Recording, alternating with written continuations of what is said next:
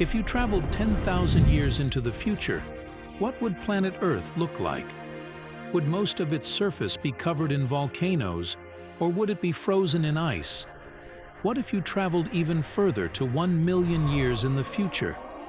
Would all the oceans have evaporated, or would it have become one giant water world? Okay, now what about 1 billion years? Would there be any humans left, or would they have settled in other parts of the galaxy? This is what if, and here's what would happen if you traveled 1 billion years into the future. Let's face it, the chances of any humans being around to greet you when you arrive 1 billion years into the future are pretty low. Several key existential threats face the human race, and if we want to be around in 1 billion years, we'll need to endure them all. We've seen how much we've struggled to come together just to survive a global pandemic. So, how do we have any chance of enduring the threats of climate change, overpopulation, global nuclear war, killer asteroids and comets, natural ice ages, and the sun getting a whole lot hotter? Well, let's take a look into the future and find out. Just under 10,000 years from now, we're going to run into a big problem called the Deca-millennium bug. In the year 10,000 AD, software encoding the AD calendar year won't encode dates with more than 4 decimals. Remember Y2K? Yeah, it's just like that, except hopefully we won't panic as much this time around. On the bright side, in 10,000 years, genetic differences and traits between humans will no longer be regional. Traits like skin and hair color will be evenly distributed around the world. Maybe that will help us all get along. Finally, 20,000 years into the future, none of the current languages will be recognizable. Future languages will only contain 1% of the core vocabulary words of their present-day counterparts. 50,000 years from now will mark a new glacial period for the Earth, which will start a new ice age. Niagara Falls will have eroded into Lake Erie completely, and interestingly, a full day on Earth will also increase by 1 second at this point in time. So much more time for activities. In 250,000 years, the Loihi volcano will rise above the water to form a new island in Hawaii, and in 5,000 years it's likely that an asteroid with a diameter greater than 1 kilometer will hit Earth unless we can prevent it. The resulting crater will be no less than 400 kilometers across. It will start fires all over the planet and make the air unbreathable, so there's something to look forward to. And in case that's not enough, in 1 million years, we'll likely have another supervolcano eruption large enough to spew out 3,200 cubic kilometers of ash. It would produce enough lava to fill 75% of the Grand Canyon. This would be similar to the Toba eruption that almost wiped out humanity 70,000 years ago. Oh, and the nearby star Betelgeuse will have exploded into a supernova by this time, making it visible from Earth even during the daytime. In 2 million AD, humanity will have settlements throughout the solar system. This also means that if populations on different planets have remained separate, humans may have evolved into other species adapted to their specific world. In 10 million years, a huge part of Eastern Africa will break off, forming a new ocean basin. In 50 million years, Africa will collide with Eurasia, closing off the Mediterranean Sea, and a new mountain range will form between the two land masses. This mountain range may include a mountain taller than Mount Everest. Out in space, Mars will collide with its moon, resulting in it developing a ring system like Saturn's. In 60 million years, the Canadian and American Rockies will have eroded entirely. In 80 million years, all Hawaiian islands will be below the water. In 100 million years, an asteroid similar to the one that killed the dinosaurs 66 million years ago will likely hit Earth, one that is 10 kilometers wide. In 250 million years, all of Earth's continents will be fused together like Pangaea, except this time, it will be called Pangaea Ultima. But don't get too attached to it because in 400 to 500 million years, Pangaea Ultima will separate again. In 500 to 600 million years, a gamma-ray burst will likely occur within 6,500 light-years from Earth. If it strikes Earth, it could damage the ozone layer and trigger a mass extinction. 600 million years from now, the Moon will be so far from Earth that total solar eclipses will no longer be possible, and the Sun's increasing luminosity will have raised temperatures on Earth so much that it could halt plate tectonics movement. In 800 million years, carbon dioxide levels will drop dramatically, and photosynthesis will no longer be possible. Free oxygen and ozone will disappear from the atmosphere, and complex life on Earth will die. And finally, in 1 billion years, the Sun's luminosity will have increased by 10%, and the average temperature on Earth will be 47 degrees Celsius. Our atmosphere will feel like a damp greenhouse, and our oceans will evaporate, leaving just pockets of water at each of the poles. If we met with an extraterrestrial civilization, the chances that they would be the same age as humanity are negligible. If they are much younger than us, then it will be difficult or impossible to communicate with them.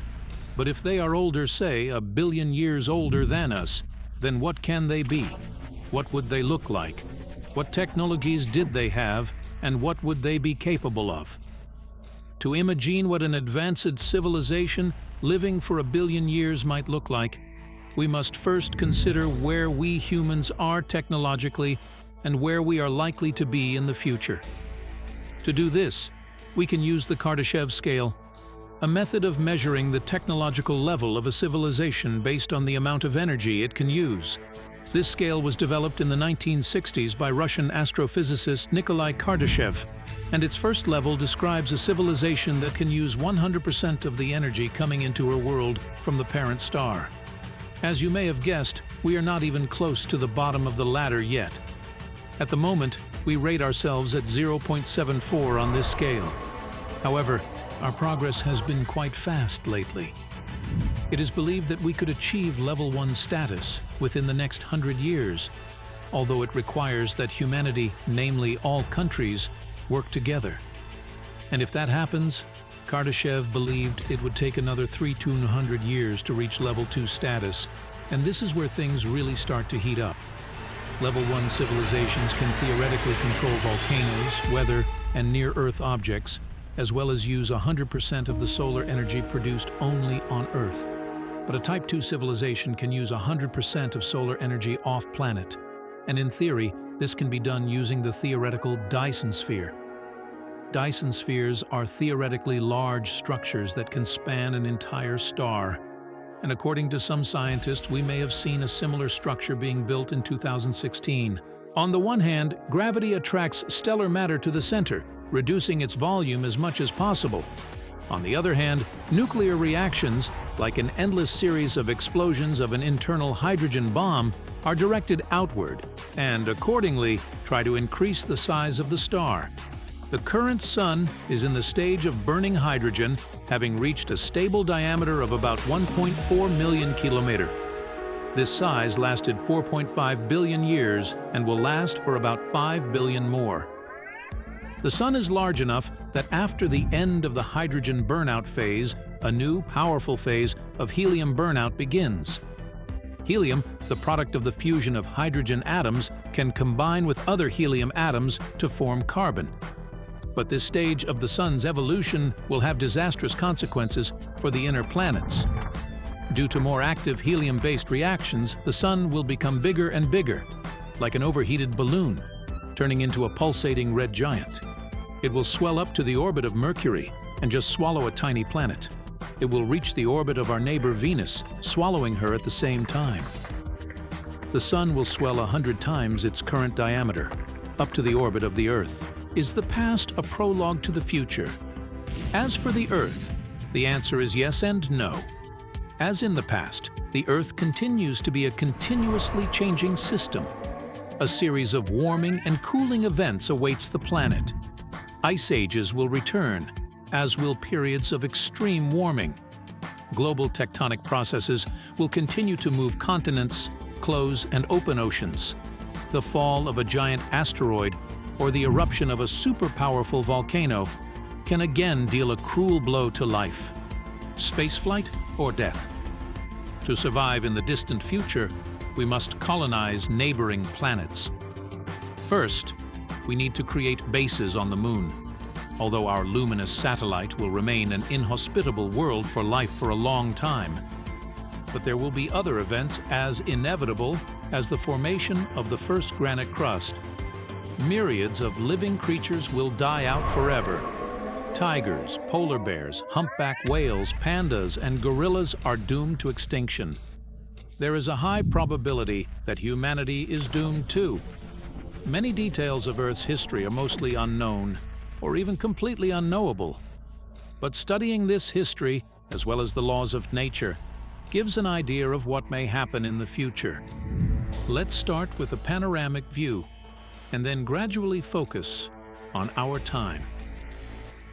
The Earth is almost halfway through its inevitable demise. For 4-5 billion years, the Sun shone steadily enough, gradually increasing its brightness as it burned its enormous reserves of hydrogen. For the next 5 or so billion years, the Sun will continue to generate nuclear energy by converting hydrogen into helium. That's what almost all stars do most of the time. Sooner or later, the hydrogen reserves will run out. Smaller stars, reaching this stage, simply fade out, gradually decreasing in size and radiating less and less energy. If the Sun were such a red dwarf, the Earth would simply freeze through. If there were any life left on it, it would only be in the form of particularly hardy microorganisms deep below the surface, where liquid water reserves could still remain. However, the Sun is not in danger of such a miserable death, since it has enough mass to have a reserve of nuclear fuel for another scenario. Let's remember that each star holds two opposing forces in balance.